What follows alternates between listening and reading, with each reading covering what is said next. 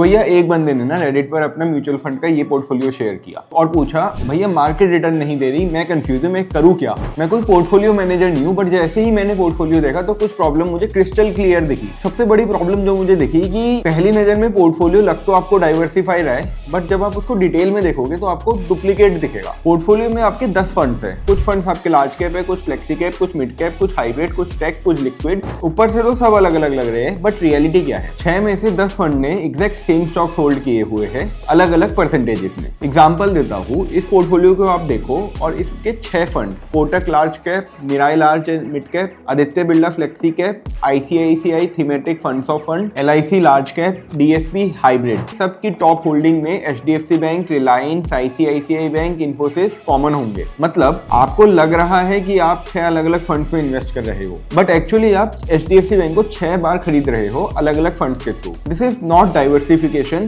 Diversification तब होता है जब रिस्क अलग हो। यहाँ तो फंड्स डिफरेंट होने पर भी आपके अंडरलाइन स्टॉक सेम है, तो ये कैसा डाइवर्सिफिकेशन? पोर्टफोलियो भले ही आपको बड़ा दिख रहा है, नंबर ऑफ फंड्स भी आपको ज्यादा दिख रहे हैं, पर रिटर्न एक ही स्टॉक आपको दे रहा है। और दूसरा जो सबसे बड़ा रिस्क मुझे इस पूरे पोर्टफोलियो में लग रहा है वो ये लग रहा है कि भाई स्ट्रेटेजी का मिक्सअप हो रखा है। एक पुअर स्ट्रेटेजी आपको पुअर रिटर्न देगी। इस पोर्टफोलियो में आपको हाइब्रिड भी दिखेगा, फ्लेक्सी कैप भी दिखेगा, लार्ज कैप भी दिखेगा, लिक्विड भी दिखेगा, टेक भी दिखेगा, फंड्स ऑफ फंड्स भी दिखेगा। कोई क्लियर डायरेक्शन ही नहीं है, रिस्क मल्टीपल जगह है, रिटर्न का सोर्स एक ही जगह। तो शायद इसी वजह से बंदा अपनी परफॉर्मेंस से भी खुश नहीं है। तो आप क्या सोचते हो ऐसे पोर्टफोलियो के बारे में? और आप अपने उस दोस्त को टैग करो जिसका आपको लगता है कि सिमिलर पोर्टफोलियो होगा।